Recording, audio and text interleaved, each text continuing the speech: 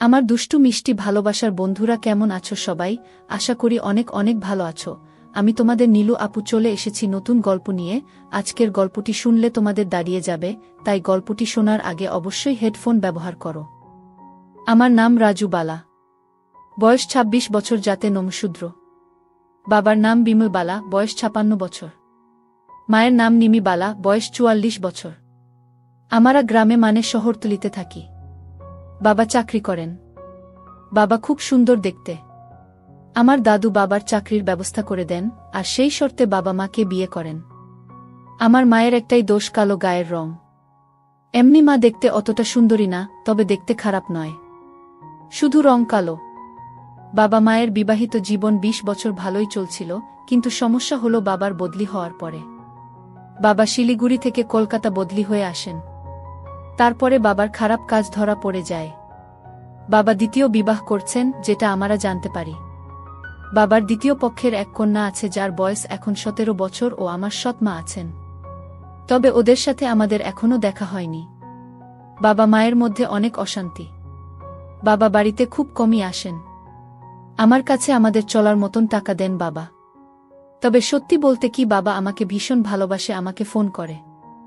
মা আমার কাছে এই নিয়ে অনেক দুঃখ করে বাবা এরকম করেছে। আমার মা সত্যি খুব শান্ত প্রকৃতির।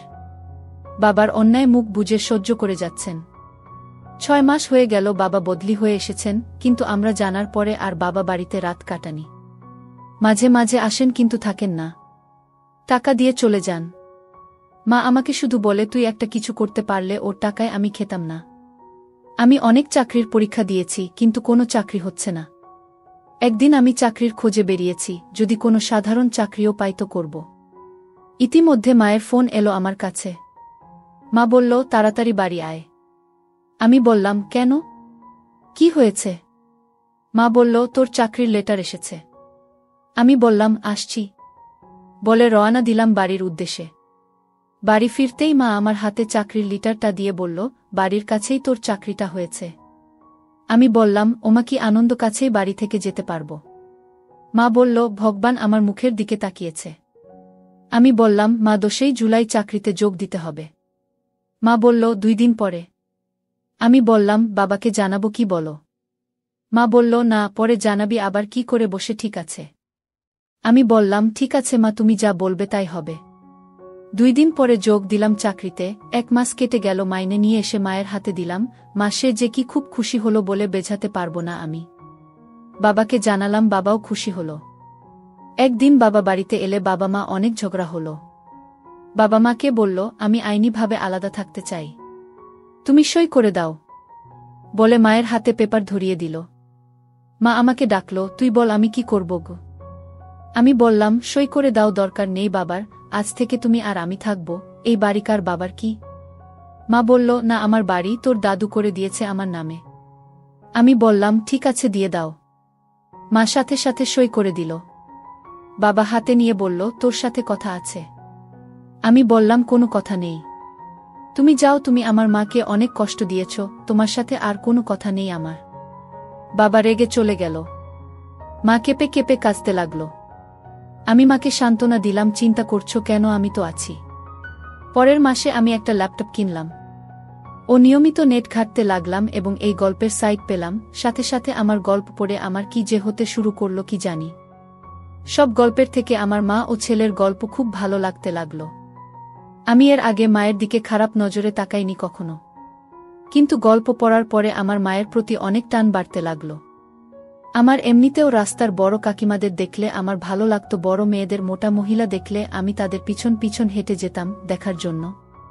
কিন্তু এখন শুধু মাকেই দেখি। আমার মা কালো, কিন্তু অনেক বড় আমার মায়ের। আমি নিয়মিত মাকে ভেবে হাতের কাজ করি। আমার সাইজ ও বেশ বড়, কিন্তু আমার সব ইচ্ছা মনেই রয়ে গেল, কি করে কি করব বুঝে উঠতে পারছিলাম না। আমি পাগল পাগল হয়ে যাচ্ছি, কিভাবে কি করব। কিছুদিন পরে একদিন রাতে হঠাৎ মায়ের রুম থেকে নরম কান্নার আওয়াজ শুনতে পেলাম। আমি সাথে সাথে মায়ের দরজা নক করলাম। মা কিছুতেই দরজাটা খুলছিল না। আমি অনুনয় বিনয় করতে মা দরজা খুলল। আমি বললাম, কি হয়েছে মা, কাঁদছেন কেন? মা বলল, ও কিছু না, এমনি। তুই যা, আমি ভালো আছি। আমি বললাম, না, আমায় সত্যি করে বলো।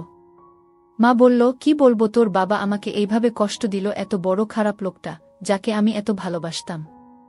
সেটা ভেবেই আমার কান্না চলে আসে। আমার একটাই দোষ, আমি কালো। আমি বললাম, কে বলল তুমি কালো? তোমার মতন কয়জন মহিলা আছে আমি রাস্তাঘাটে দেখি না। তুমি নিজেকে কালো বলে কোনো সময় ভাববে না। আমার মা অনেক ভালো ও সুন্দরী। রং সামান্য চাপা থাকলেই সে দেখতে ভালো না, তা কিন্তু নয়। তোমার মতন সুন্দরী মহিলা কয়জনের আছে?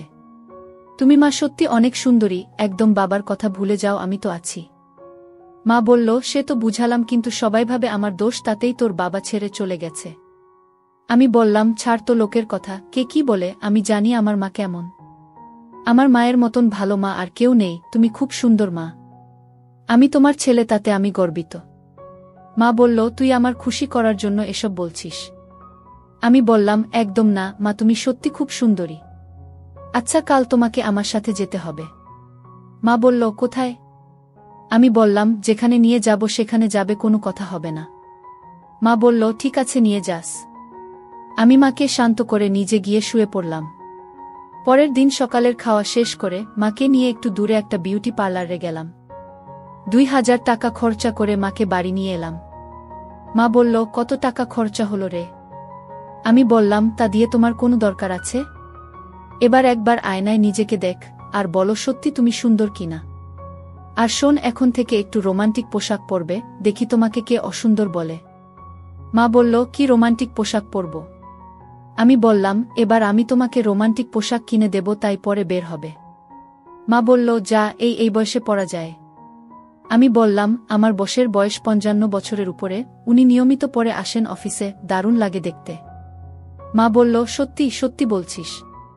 আমি বললাম, কেন তোমাকে মিথ্যে বলবো? শোন, শনি, রবি ও সোম আমার 3 দিন ছুটি আছে, ভাবছি একটু বেরিয়ে আসি, যাবে তো? মা বলল, কোথায় যাবি? আমি বললাম, দেখি কোথায় যাওয়া যায়। মা বলল, ঠিক আছে, যাব। আমি বললাম, মা, তোমার জন্য অফিস থেকে আসার সময় রোমান্টিক পোশাক নিয়ে আসবো আজ, কিন্তু। মা বলল, কি হলো?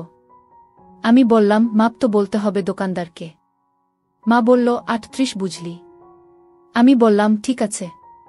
আমি মনে মনে বললাম, মা কি সুন্দরভাবে ছেলেকে বলে দিলে। পরের দিন অফিস ছুটির পরে একটা দোকানে গেলাম। মায়ের সাইজ বলতে আমাকে অনেকগুলো পোশাক দেখালো, তার মধ্যে একটা লাল ও একটা সাদা পোশাক নিলাম, ও গোলাপি ও হলুদ পোশাক নিলাম। সন্ধে 7টায় বাড়ি ফিরলাম আমি। মা আমাকে টিফিন দিল। আমি খেতে খেতে বললাম, একটা পরে দেখো তো মাপ ঠিক আছে কিনা। মা বলল, এখনই পরব। আমি বললাম, জি হ্যাঁ, ঠিক আছে বলে নিয়ে রুমে নিয়ে গেল। কিছুক্ষণ পরে লাল পোশাক পরে আমার সামনে আসলো। আমি বললাম, মা, টাইট হচ্ছে না তো? মা বলল, সামান্য হচ্ছে, কিন্তু পরলে তো একটু ছাড়বে, থাক, ঠিক আছে। আমি বললাম, মা, তোমাকে যা লাগছে না, দারুণ লাগছে, তোমার বয়স 15 বছর কমে গেছে। দারুণ লাগছে মা তোমাকে। মা বলল, লজ্জা পেয়ে বলল, যা বোকা। মা আবার বলল, সত্যি আমাকে দেখতে ভালো লাগছে। আমি বললাম, অনেক সুন্দর লাগছে। বলে মোবাইল নিয়ে মায়ের কয়েকটা ছবি তুললাম। এরপর মাকে দেখালাম সামনের সাইড ও পিছন থেকে তোলা ছবি। কি সত্যি করে বলো আমার মা সুন্দরী কিনা? মা বলল, তোর ভালো লাগছে তো? আমি বললাম, সে তোমাকে কি করে বোঝায় কত ভালো লাগছে আমার? আমি বললাম, এটা পাল্টে ওটাও পরে আসো না একটু। মা বলল, ঠিক আছে বলে চলে গেল, আবার কিছুক্ষণ পরে ওটা পরে এলো। আমি বললাম, বাহ, এটা তো আরো সুন্দর লাগছে মা তোমাকে। তুমি এত সুন্দর আমি কিন্তু আগে বুঝতে পারি নাই। বাবা তোমাকে দেখলে আবার ফিরে আসবে। মা বলল, রেগে গিয়ে বলল, ওর কথা আর মুখে আনবি না, তবে আমি কিন্তু আর পরব না। আমি কান ধরে বললাম, ভুল হয়ে গেছে মা, তবে। মা বলল, তবে কি? আমি বললাম, তুমি এই পরে বের হলে কিন্তু তোমার ছেলের বয়সীরা তোমার পিছু নেবে, বলে দিলাম, সাবধান থেকো। মা বলল, আবার মজা হচ্ছে? আমি বললাম, না মা, সত্যি বলছি, তোমাকে দেখে আমারই প্রেম করতে ইচ্ছা করছে। মা বলল, আমার কান ধরে আবার মজা হচ্ছে? আমি বললাম, সত্যি মা, তোমাকে অনেক সুন্দর লাগছে, তোমার রূপের পূজা করতে ইচ্ছা করছে আমার। মা লজ্জা পেয়ে বলল, যা, কি যে বকছিস? আমি বললাম, না মা, সত্যি বলছি আমি। মা বলল, না, খুলে রেখে আসি। আমি বললাম, না মা, খুলে রাখার দরকার নেই, পরে থাকো না, আমি একটু দেখি তোমাকে। মা বলল, মলা হয়ে যাবে না, বললি ঘুরতে যাবি তখন পরব। আমি বললাম, তাতে কি, তোমার ছেলে এখন চাকরি করে, লাগলে আরেকটা কিনে দেব। ও আচ্ছা, তোমার কি আর কিছু লাগবে? তুমি তো বলনি, আর আমি কিনতেও সাহস পাইনি। মা বলল, কি? আমি বললাম, আরে এর নিচে পড়তে হয় না। মা বলল, বোকা দেখছি, সব খবর রাখিস। লাগবে তো? আমি বললাম, ঠিক আছে, আমি নিয়ে আসব। মা বলল, তুই কিনতে পারবি, দোকানে গিয়ে কি বলবি? আমি বললাম, ওই যা নাম তাই তো কাল বললে। মা বলল, তোর লজ্জা করবে না? আমি বললাম, কেন, কিসের লজ্জা? মা বলল, দোকানদার যদি জিজ্ঞেস করে কার জন্য কিনবি? আমি বললাম, কেন বলবো মায়ের জন্য? মা বলল, মায়ের নাম কেউ নেয়, বলবি অন্য কারোর জন্য। আমি বললাম, ও ঠিক আছে বলে উঠে পড়লাম, একটু বের হলাম আর মনে অনেক শান্তি পেলাম। মা খুশি হয়েছে তো? পরের দিন অফিস থেকে বের হয়ে গেলাম, সেই দোকানে গিয়ে দুটো নিলাম। দুটোই লাল, একটা ডিপ আর একটা লাইট। বাড়ি এলাম, এসে মায়ের হাতে দিলাম আর বললাম, পরে দেখ, আমি খাই ততক্ষণে। মা একটু পরে এলো শাড়ি পরা অবস্থায় আর বলল, কি এনেছিস? আমি বললাম, কেন 38? মা বলল, টাইট হয়ে যাচ্ছে, আমি হুক লাগাতে পারছি না, বলেছিলাম না বড় 38 আনতে। আমি বললাম, তবে কি করবে, কাল পরিবর্তন করে নিয়ে আসব। খুব কষ্ট হলো লাগাতে। মা আমার দিকে তাকিয়ে বলল, পরিবর্তন করতে হবে, 38 বড় আনবি। পরের দিন আবার পরিবর্তন করে নিয়ে এলাম। মাকে পড়তে বললাম। আমি বললাম, মা এবার ঠিক আছে? মা বলল, হ্যাঁ ঠিক আছে, সুন্দর হয়েছে। আমি বললাম, ছেলেকে একটু দেখাবে কি? মা আঁচল নামিয়ে বলল, দেখ, বলে আবার ঢেকে দিল। আমি এক পলক দেখতে পেলাম। দুই পাশে কি সুন্দর, আগ মনটা ভরে গেল। আমি বললাম, মা নিচের দুটো ঠিক আছে? মা বলল, হ্যাঁ, তবে এই যে মায়ের জন্য করছিস বউ আসলে। আমি বললাম, মা আমি বিয়ে করব না, বাবা যেটা তোমার সাথে করছে, আবার যদি পরের মেয়ে তোমাকে কষ্ট দেয়, তাই ঠিক করেছি আমি বিয়ে করব না। আমি আর তুমিই থাকব। মা বলল, পাগল ছেলে, তাই হয় নাকি? আমি বললাম, কেন হবে না? আমি বিয়ে না করলে কে করাবে? মা ঘরে গিয়ে পরে এলো এবং বলল, কোথায় যাবি বললি না তো? আমি বললাম, চলো সারাদিনের জন্য কলকাতা ঘুরব, তুমি নিকো পার্ক, জাদুঘরে গেছ। মা বলল, না, কোথায় আর গেলাম, আর কবে গেলাম? আমি বললাম, সারাদিনের জন্য যাব আর রাতের খাবার খেয়ে আসব। মা বলল, ঠিক আছে, যাব। শনিবার যাব, কাল বাদে পরশু কেমন? আমি বললাম, ঠিক আছে, তাই হবে। শনিবারে আমরা দুইজনে, মা আর ছেলে, রেডি হতে লাগলাম। আমি জিন্স প্যান্ট আর টি শার্ট পরলাম। মা বলল, আমি কোনটা পরব? আমি বললাম, লাল পোশাক আর হলদেটা পরো। মা তাই করল। মা আর আমি বেরিয়ে 9:30টায় জাদুঘরে পৌঁছালাম, টিকিট কেটে ভিতরে ঢুকলাম। ঘণ্টা খানিক ভিতরে ঘুরে দেখলাম। তারপরে বেরিয়ে রেস্টুরেন্টে ঢুকে খাওয়া দাওয়া করে ট্যাক্সি নিয়ে 11:30টায় ভিক্টোরিয়া গেলাম। টিকিট কেটে ভিতরে ঢুকলাম আমরা। অনেক লোক আছে। আমরা ভিতরে সব দেখে বের হয়ে পার্কের দিকে গেলাম। সেখানে সব 2 জন করে বসে আছে। আমি মাকে বললাম বসবে, মা বলল, হ্যাঁ চলো একটু বসি। আমি পুকুরের পাড়ে চলে গেলাম, কোনো বেঞ্চই ফাঁকা নেই। এক কোনায় একটা ফাঁকা পেলাম, গিয়ে বসলাম। সব বেঞ্চে যা হচ্ছে তা বলে বোঝাতে পারবো না। মা একটু লজ্জা পেল, এদিক ওদিক দেখছে, আবার আমার দিকে তাকাচ্ছে। আমি বললাম, মা এখান থেকে যাবে নাকি? মা বলল, কোথায় যাব, এখন তো খুব গরম, আর একটু সময় বসি তারপর যাব। আমি বললাম, ঠিক আছে তাহলে বস। মা বলল, নিরিবিলি জায়গা কিন্তু। আমি বললাম, কি কিন্তু বলো? মা বলল, না, এই যা হচ্ছে তাই বলছি। আমি বললাম, কি হচ্ছে? মা বলল, দেখতে পাচ্ছিস না কি হচ্ছে? আমি বললাম, ওদের কাজ ওরা করছে, আমাদের কি? মা বলল, সে ঠিক আছে, দেখ ওইদিকে কোনায় এক বয়স্ক মহিলা আর একটা ছোট ছেলে কি করছে, এটা ঠিক না। আমি বললাম, বাদ দাও তো, ওদের মধ্যে কি সম্পর্ক আমরা জানি। মা বলল, বয়সের একটা ব্যাপার আছে তো। আমি বললাম, ভালোবাসা করতে বয়স লাগে না, মনের মিল হলেই হলো। মা বলল, তা ঠিক বলেছিস। আমি বললাম, চলো একটু হাঁটি ওই ঝোপের পাশ দিয়ে। কি সুন্দর ঝাউয়ের ছোট গাছ, বেশ সুন্দর।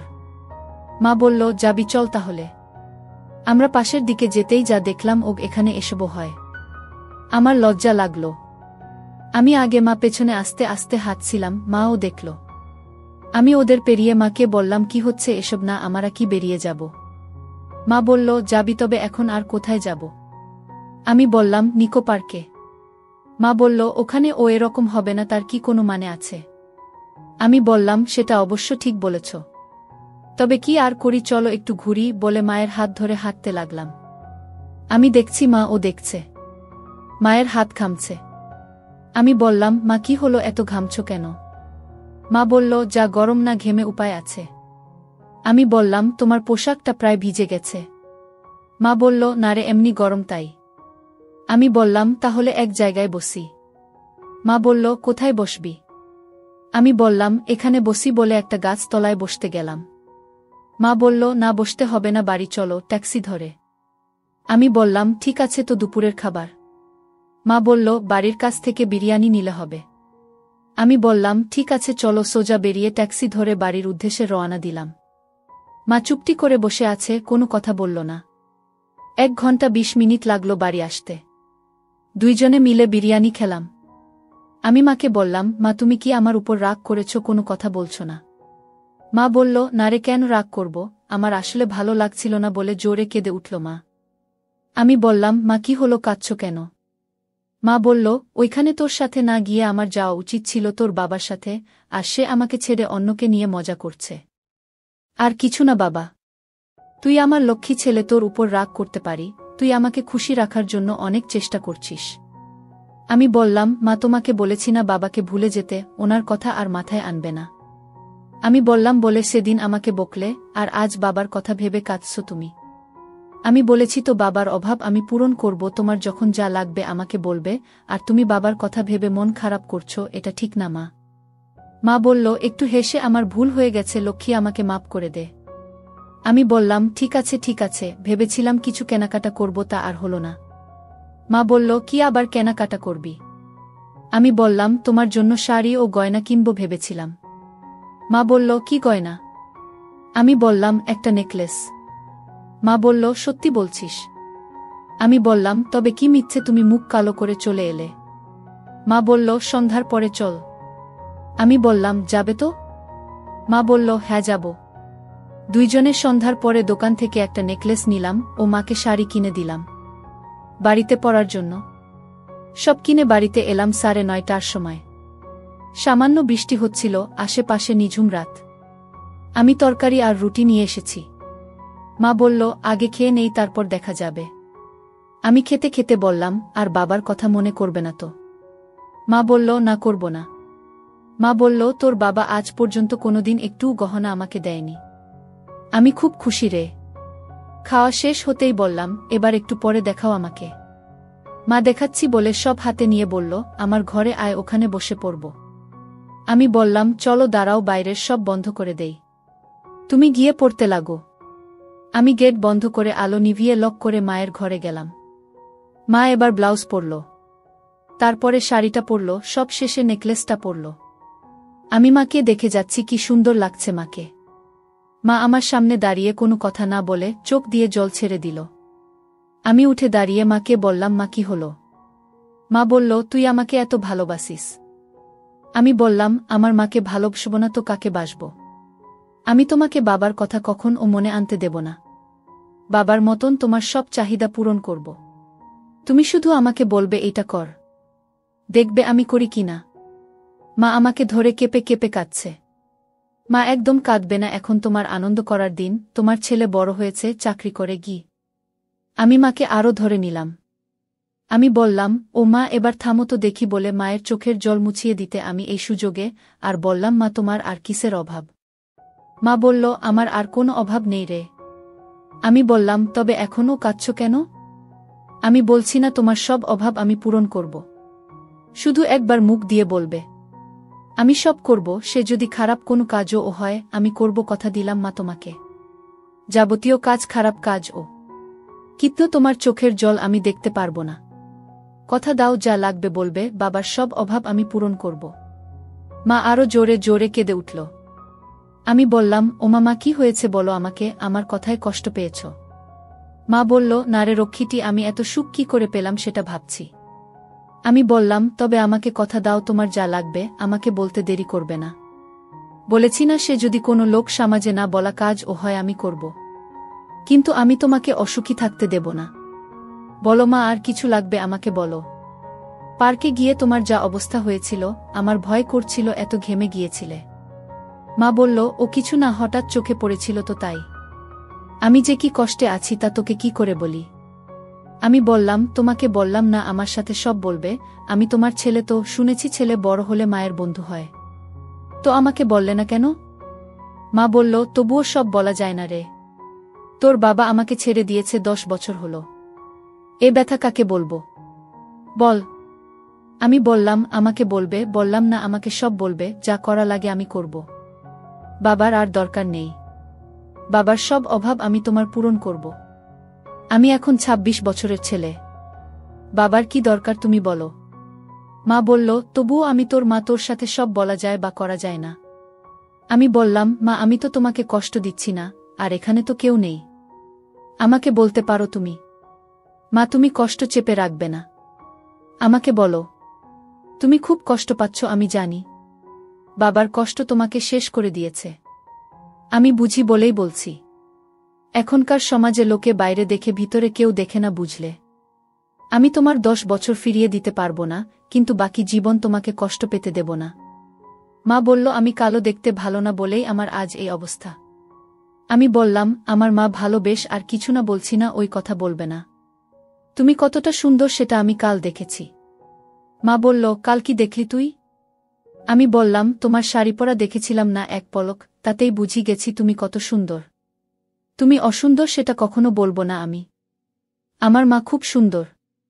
আমি বললাম, মা অনেক সময় গেল আমাকে বললে না তো। তুমি বলো তোমার কি কষ্ট, আমি সব পূরণ করব। মা বলল, কি করে বলি, কেউ আমার দিকে ফিরে তাকাতো না, তোর বাবা বিয়ে করেও কষ্ট দিমে চলে গেল।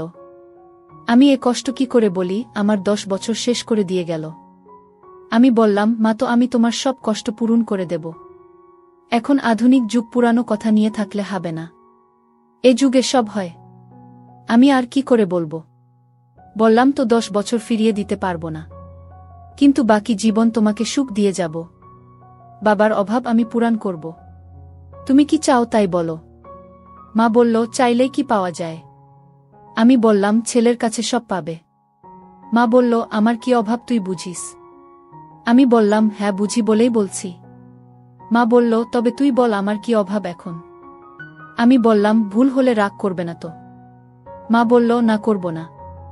আমি বললাম, বলবো। মা বলল, বলো।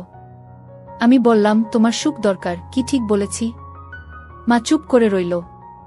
আমি বললাম, কি বলো, কিছু ভুল না ঠিক। মা বলল, আমি জানি না। আমি বললাম, মা তুমি যদি বলো তো সব করব আমি। মা বলল, এ হয় না রে, ছেলের সাথে হয় নাকি। আমি বললাম, তোমার ইচ্ছা করে না একদম। মা বলল, করে, কিন্তু তুই যা বললি, আমি তোর মা, তোর সাথে কি করে করা যায় এসব।